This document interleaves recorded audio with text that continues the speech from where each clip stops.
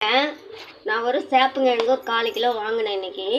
அது வந்து நல்லா அந்த மண்ணெல்லாம் க்ளீன் பண்ணிவிட்டு குக்கரில் வேக வச்சு அதை க்ளீன் பண்ணி தோலெல்லாம் எடுத்துட்டு அதை கட் பண்ணி வச்சுருக்கேங்க.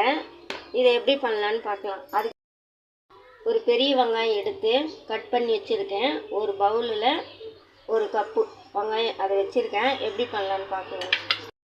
1 டேபிள் ஸ்பூன் மிளகாத்தூள் போட்டிருக்குங்க. வீட்டு மிளகாத்தூள் தான். உங்களுக்கு காரம் வேணும்னா நீங்கள் 2 டேபிள் ஸ்பூன் கூட போட்டுக்கலாம்.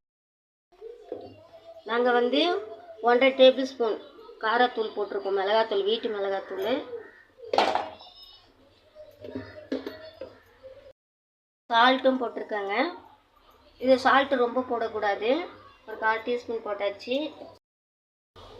நல்லா மிக்ஸ் பண்ணிக்கலாங்க. இந்த மிளகாத்தூளும் உப்பையும் நல்லா மிக்ஸ் பண்ணியாச்சு. இது மாதிரி மிக்ஸ் பண்ணி எடுத்தாச்சு. இப்போ நம்ம மிக்ஸ் பண்ணதில் இந்த காயும் இதில் நம்ம கொட்டிக்கலாம்.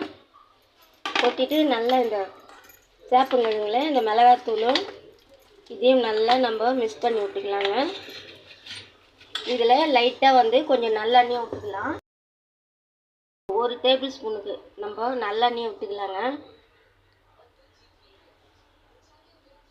இது நல்லெண்ணெய் விட்டு நம்ம கொஞ்ச நேரம் ஊற வச்சுட்டு அதுக்கப்புறம் நம்ம எண்ணெயில் பொரிக்கலாங்க.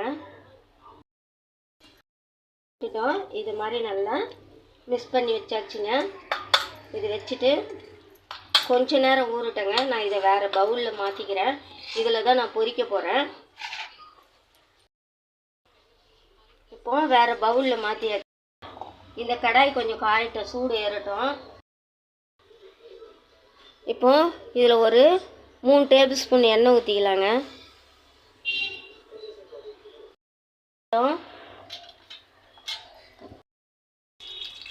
இப்போது எண்ணெய் காஞ்சிடுதுங்க. இதில் கொஞ்சம் ஒரு 1/4 டீஸ்பூன் கடுகு போட்டுக்கலாம். பொரிஞ்சிச்சிங்க. 1 டேபிள் ஸ்பூன் உளுந்தும் போட்டுக்கலாம். உளுந்து நல்லா வறந்து வரட்டும். கடுகே பொரியுது.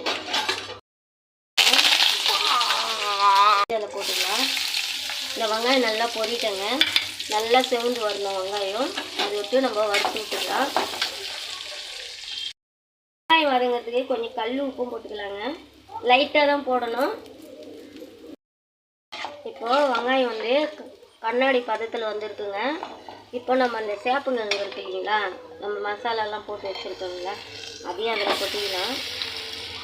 நம்ம இந்த மாதிரி வெங்காயம் போட்டு செய்யறதுனால ரொம்ப ரொம்ப நல்லா இருக்குங்க இந்த சேப்பங்கிழங்கு.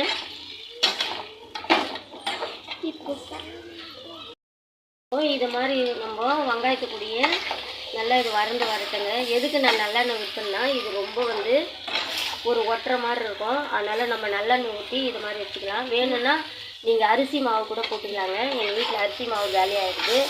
அதனால் நல்லெண்ணெய் அப்படி ஊற்றி வச்சோம்னாக்கா அந்த பிஸ்பிஸ்லாம் கொஞ்சம் கம்மியாக இருக்குங்க. நம்மளுக்கு சாப்பிட்றதுக்கும் ரொம்ப ரொம்ப டேஸ்ட்டாக இருக்கும். இது நல்லா ப்ரௌன் கலராக வரட்டுங்க. பாருங்கள், இப்போ கடாயில் கூட ஒட்டலை பாருங்கள். சேப்பங்கிழங்கு கடாயில் ஒட்டும். அது நான் அலுமினியம் கடாயில் தான் பண்ணியிருக்கேன். கடாயில் கூட ஒட்டலை பாருங்கள். அந்த எண்ணெய் அது எல்லாம் வந்து இந்த மாதிரி வந்துருக்கு பாருங்கள் சேப்பங்கிழங்கு. அதனால தான் நம்ம நல்லெண்ணெய் விட்றோம். அரிசி மாவு இருந்தால் கூட போடலாங்க. அவ்வளோதாங்க, சேப்பங்கிழங்கு ரெடி. உங்களுக்கு இது பிடிச்சிருந்தா லைக் பண்ணுங்கள், ஷேர் பண்ணுங்கள்.